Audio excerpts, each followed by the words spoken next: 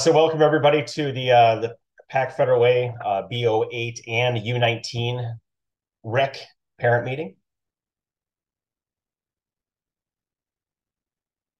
So we're going to go over tonight, general team vision, what we're going to do for this year, the training plans, the general tactics. So you guys have any questions about the tactics, captains, what they are, how I use them, why players quit. We're going to talk about how we keep our boys playing soccer.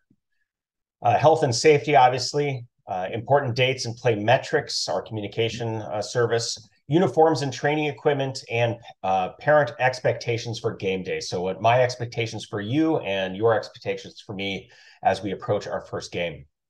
And this is fun. The picture here, I had a chance to coach with a blended team coming out of COVID. And some of the 07s, I know Shay's on this team and a couple of the other 07s are on this team as we come. So this is not my first rodeo with some of these 07s.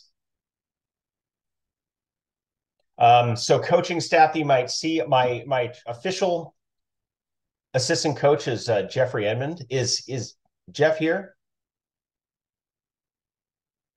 I don't know if he's here or not, but he's one of the brave men that stepped forward and said, "Hey, I'm willing to help out."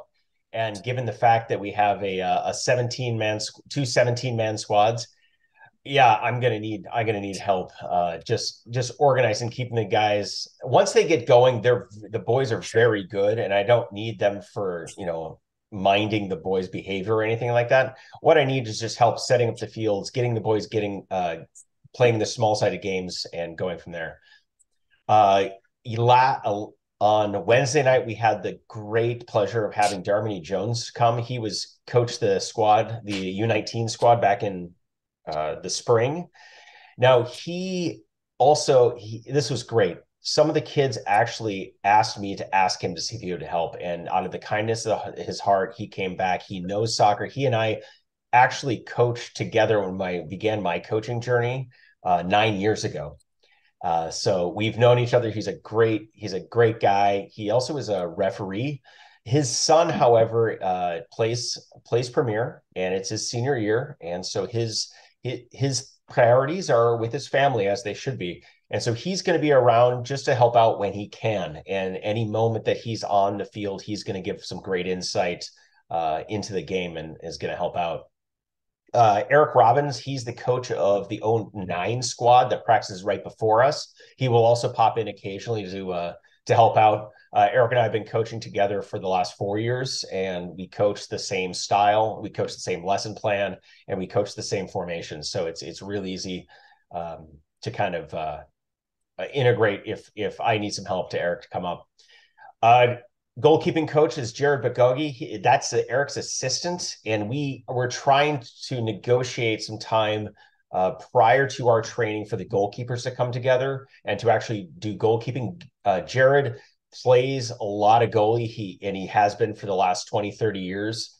And so Jared and I had a great time this spring coaching goalkeeping together with a program to go over the various catches, basket catch, contour catch, cutting off angles and things like that. So goalie specific trainings, footwork we started with. So we may have an opportunity for our goalies going forward.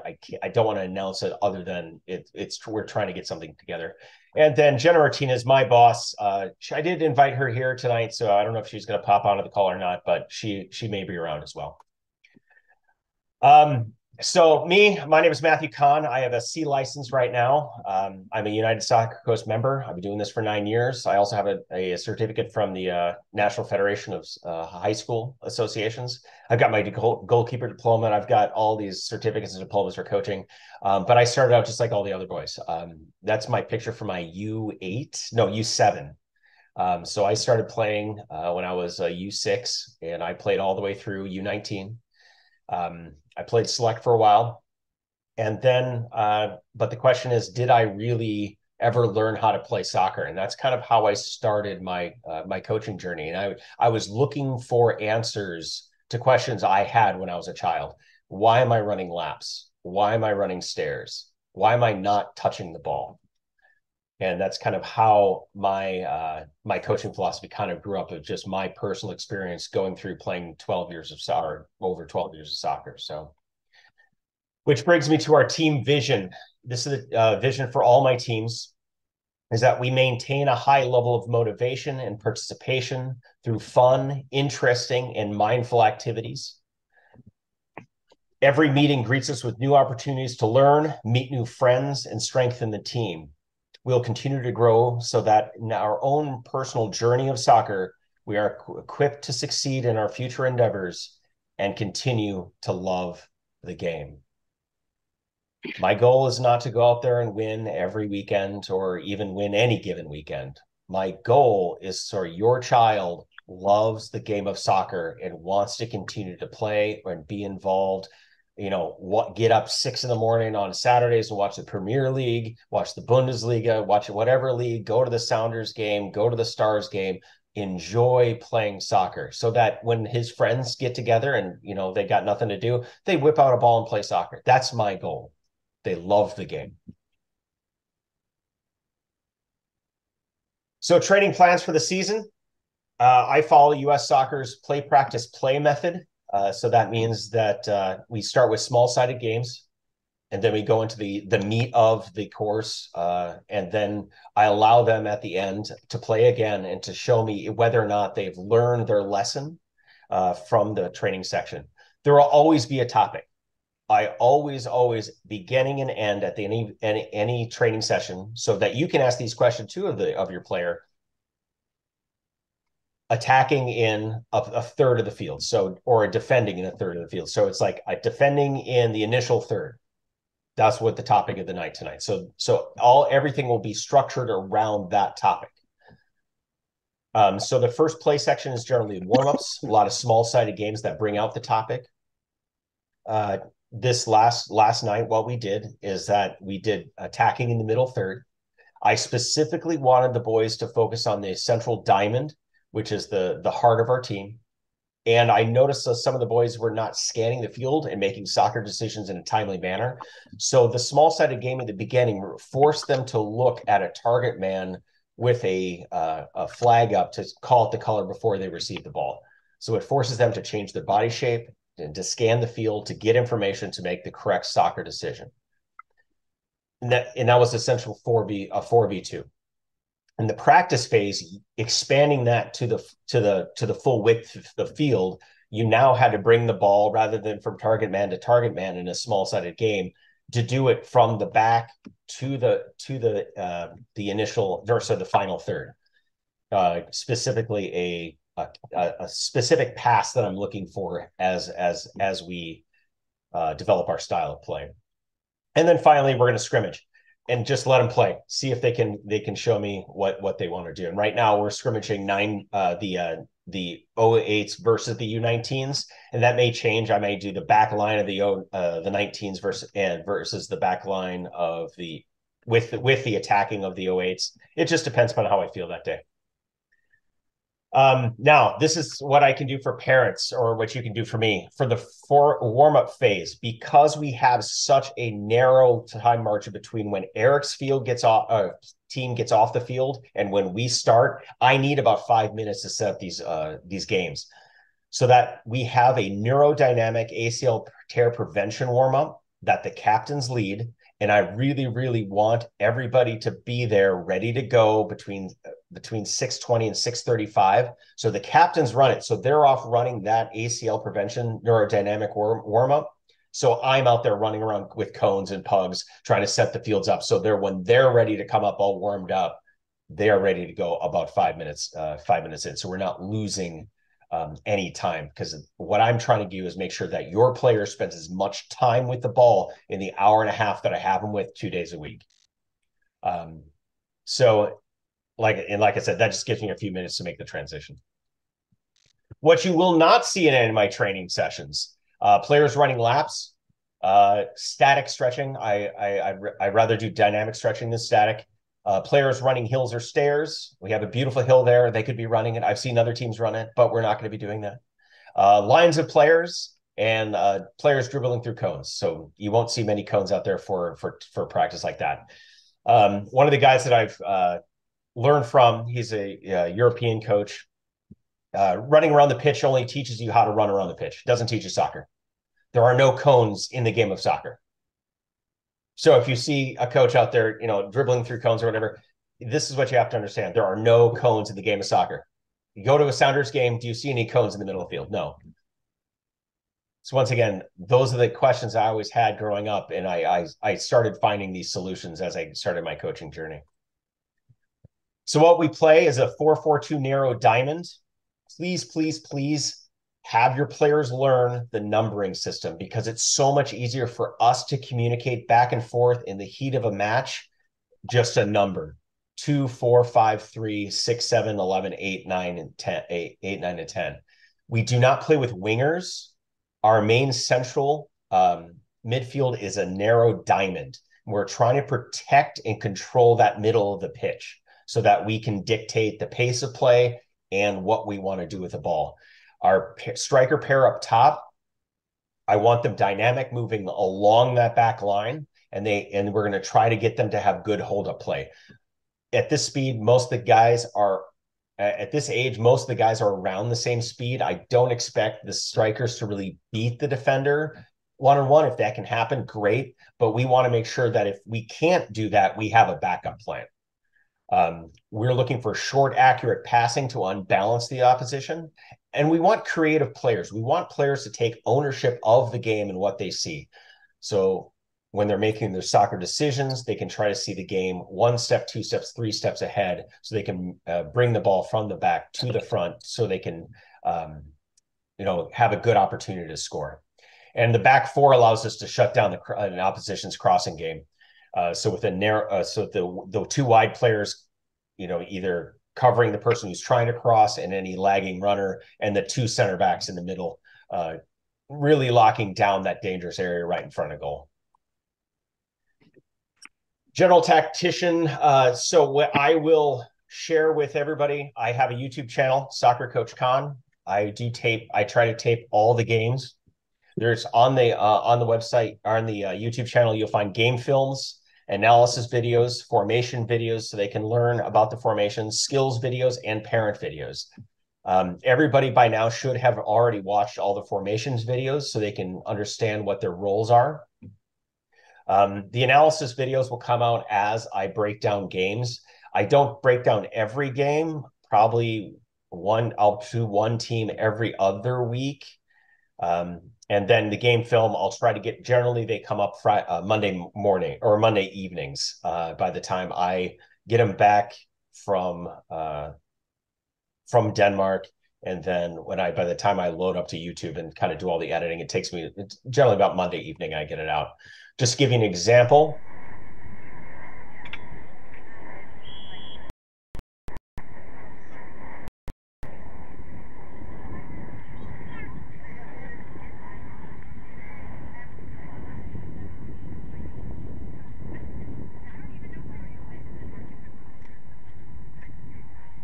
So I use a company called B08. It's a static camera with 2 lenses, and it's the AI itself that's controlling and looking for that ball.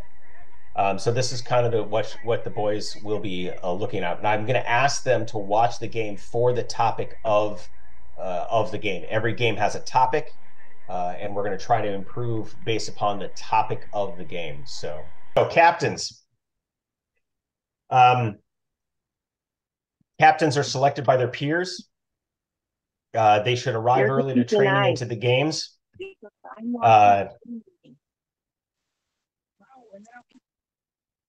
run the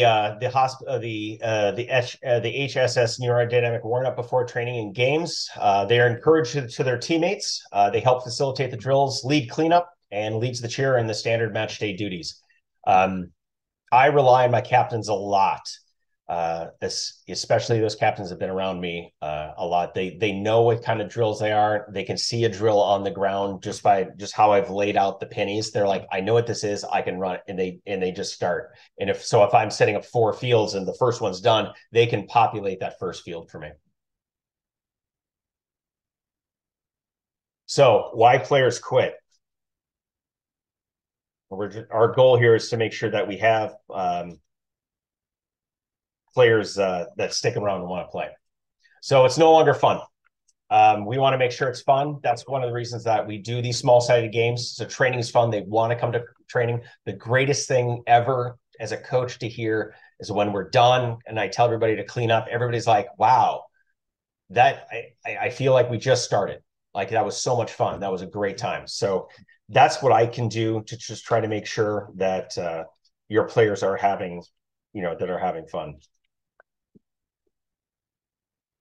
They've lost ownership of their experience.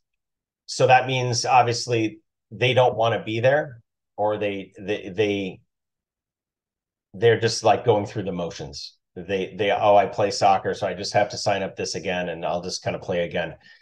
How we avoid this, I sent out on a Wednesday and last week a player self-evaluation. And on the back of that are a couple of important questions. I asked the players straight up, why are you playing soccer? Because I want to know. What do you want to get out of this season? And then finally, a SMART goal for them so that way I know what they want to do in their season, so I can help them achieve that goal. That keeps them having ownership of their development.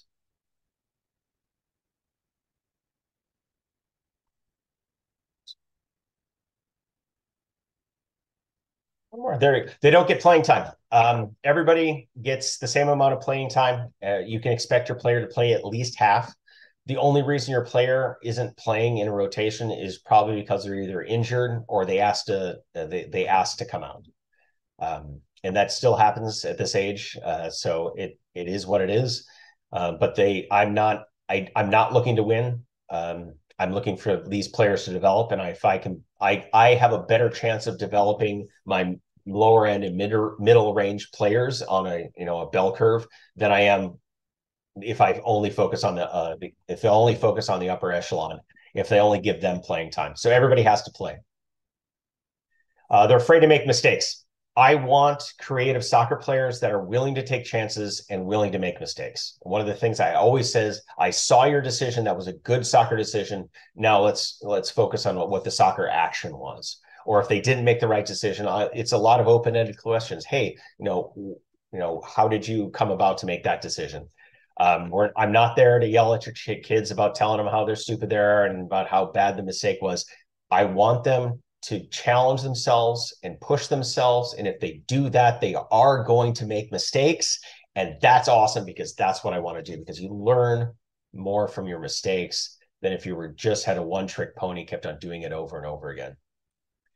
They don't get a respect or encouragement from their coach. Once again, I'm going to encourage your players. I'm going to respect everybody as an individual. Once again, that whole, I'm going to sit down with all of them in these one-to-ones to go over what their goals for the next year are. Make sure your player fills that out and brings that back so we can have that opportunity to go over that kind of information. Health and safety. The key three stakeholders in all health and safety for this is the players, the parents, and the coaches. I know Mike will probably say the refs are involved too, and yes, the refs are involved, but not 100% of the time. The refs are only there for match days. But we all have to be on the same page here for the health and safety of the players. The players, if they do have an injury, they have to be honest with both the parents and the coaches. If I see an injury on a player, I have to be honest with the player and the parent, and just to make sure we communicate back and forth. Make sure you're coming to games and training with the right equipment. I know we had a problem for the first couple times with a lot of players, especially in the U19 team, without shin guards. Everybody has to wear shin guards. It is the basic thing. Because what's going to happen is if somebody does get a compound fracture in their shin because their buddy took him out with the ball, the club's going to ask me, hey, was he wearing shin guards? And I'm like, no.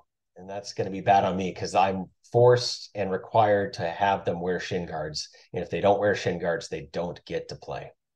But that's kind of they're at that age, they want to look cool. They see the pros do it. The pros aren't wearing shin guards, so shame on them. Or Jack Grealish wears a postage stamp and calls it a shin guard. But please wear the right equipment. If you're sick, stay home. I don't care why. Um, it it I if you don't feel well, stay home. It's okay. We're not winning the World Cup tomorrow. We're not winning the state championship. It's okay to stay home and recover so that when you do make it back on the field, you're well rested, well recovered, and ready to go. Once again, if you're injured or you have a rest, recovery, or taper day, stay home and rest.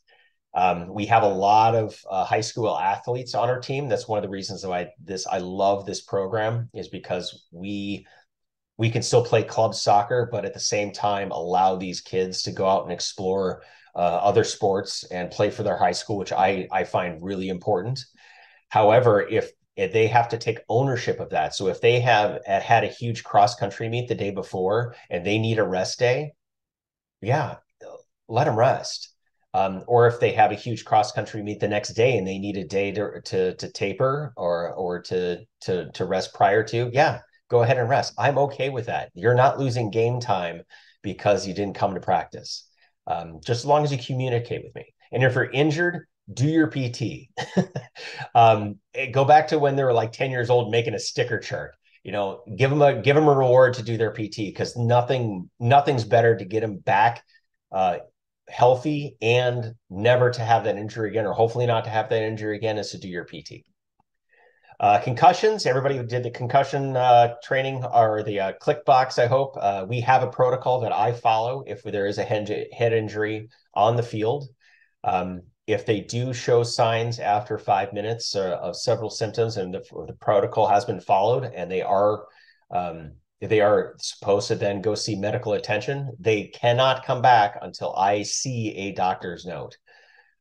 Or a physician's assistant or something like that that clears him specifically to come back to play.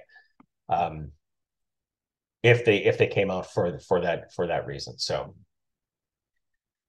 emergency evacuation location. So if something should happen on the field and we need to evacuate the field, so let's say that we lose power, or if we have a lightning, our emergency evacuation location is under the awning up at Sacagawea. So we'll leave the field, we'll go up to the awning up there, and that is our emergency evacuation location.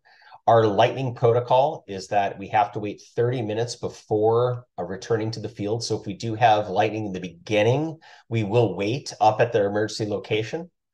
You will be informed via Playmetrics that we are in a lightning hold, and then we will proceed back to the field after the 30 minutes. If it happens late, we'll just cancel practice. Everybody will be informed via Playmetrics, and we'll continue that.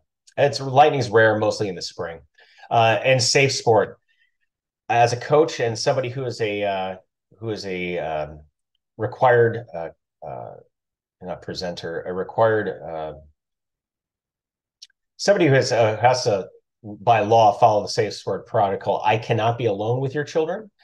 So I have to make sure that I do not give rides to players, and make sure that you're picking up your player at the end of training. It gets dark quick and the lights turn off, and I have to be there with your player, and I don't want to be alone with your player in the dark waiting for you. So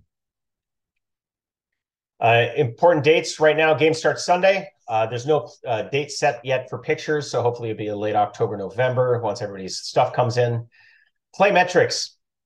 So this is the kind of what the interface looks like for Playmetrics. All of our data for games, things like that, are on Playmetrics. Make sure that you get everybody who is a stakeholder signed up for Playmetrics, including players. So this is what I have to add my son still for the 08 squad, but this is what it looks like. If you need to add a player, you go up to this family contact screen. It says add family contact right in the upper right-hand corner. Uniform and training equipment. Yes, a lot of people will not have the full kit until October. I have gone out and purchased 12 light blue pennies that we can wear for our away games. And I'm still working on some burgundy shirts that we can wear at our home games. I've got about 4 right now. I will have to accept those back at the end of every after every ending game, so the next team can wear them if need to be. The home team, when the uniforms do come in, the home team is always responsible for changing the color if there's a conflict. But my saying to players, always bring both jerseys to the games. Training equipment, once again, shin guards, cleats, ball, appropriate clothing. Falls wet and cold. Base layer, a stocking cap, shell, running gloves from Costco, non-cotton warm layer. I do not allow hoods to be worn during sessions. The reason why, it cuts down on visibility for the player, so they may not know there's somebody behind them coming up. And I also want them looking around the field. And if they have a hood on, they can't see what's going on. So no hoods, but a simple beanie cap, that's going to keep their head warm. A warm player is a happy player. So parents' expectations on game day. Please expect from me and the coaching staff that your son will play at least a half of the game. Make sure your child is prepared with water, snacks, extra clothes, anything they need before releasing them to the team. Please arrive 40 minutes prior to the game. That gives us enough time to warm up, set up. The teams will be on the opposite fields than the parents, so we're generally always looking at you. Fans need to be on the sidelines, not in the corners, and not behind the goals, and a minimum 2 feet back from the pitch. That allows the AR, when we have them, to move up and down freely. So just be prepared. So I always put my parents far away. Please do not coach from the sidelines.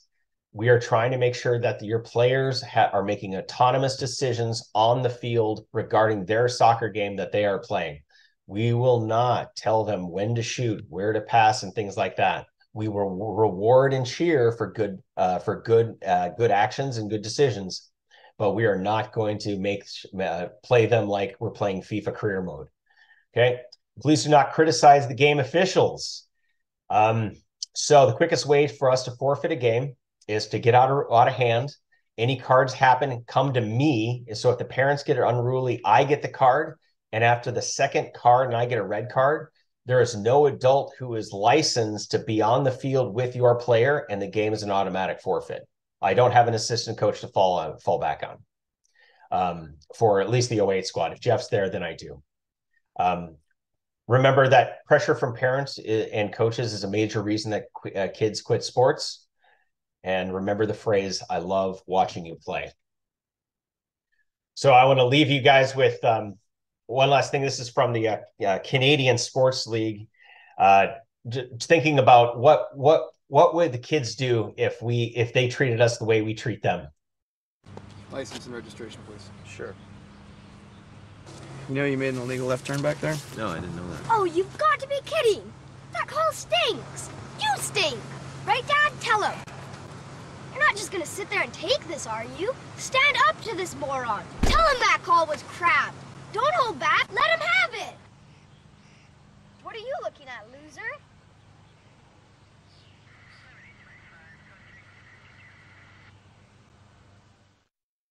Nice putt, Frank. Come on, Dad, focus. Widen your stance a little. Don't slouch. And don't screw up. This is the big leagues. What are you doing? Keep your eye on the ball. That was pathetic. Sorry. Yeah, well, sorry doesn't cut it.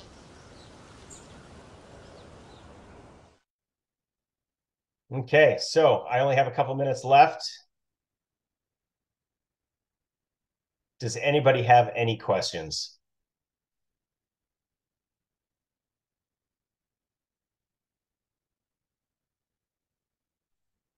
And then I'll be more than happy to answer questions via email and everything like that. So How long are the halves now? It depends. But the 08? U19s, I think they're a full 45. I think they're not like a 42 for us for the 08s. But I would have to look. Yeah. The U19s are full 45-minute halves. Yep. And 15-minute halftime. Yeah. Yep. Yeah, I don't know. I want to say 08s. Maybe they're 35, or I don't know. No, they're 40 longer than yet. 35. 40 now, maybe. Yeah, I think there might be 40 now. I think they're 40. Yeah. Any questions about formations, my philosophy, anything like that? I'm super excited to have these guys training with them. It's a fun little group. I've been training groups like this for the last 4 years, and it's been very rewarding. Did you say that there may be? I was just curious. You were talking about like working with, is it Jared? But and that maybe there'll be some a little bit more goalie kind of training stuff come in the future. Yeah, that's what I'm hoping. Yeah, that's good. Oh, there's Jeff. Yeah, there's Jeff, the assistant coach. There you go. You should have unmuted yourself when I asked you if you were there. We're trying. I guess we had Aiden's profile up there. So, hey everybody, I'm Jeff. There you go. So thank you so much, Jeff, for being out there with me. I appreciate it. Hi, Coach. Hi. How will players get to away games? Is there transport, or we have to drop them to? You are responsible transporting the players back and forth. Now, if players want to give rides to each other, as long as it's legal, that's not a problem. But I cannot give rides because of Safe Sport. Okay. Cool. Well, I'm excited for match day here on Sunday, and I will. It looks like we got about a minute left. So thank you so much, everybody, for coming. I appreciate it, and I'll see you guys pitch side on Sunday. Thanks for taking care of our kids. Thank you. Bye-bye.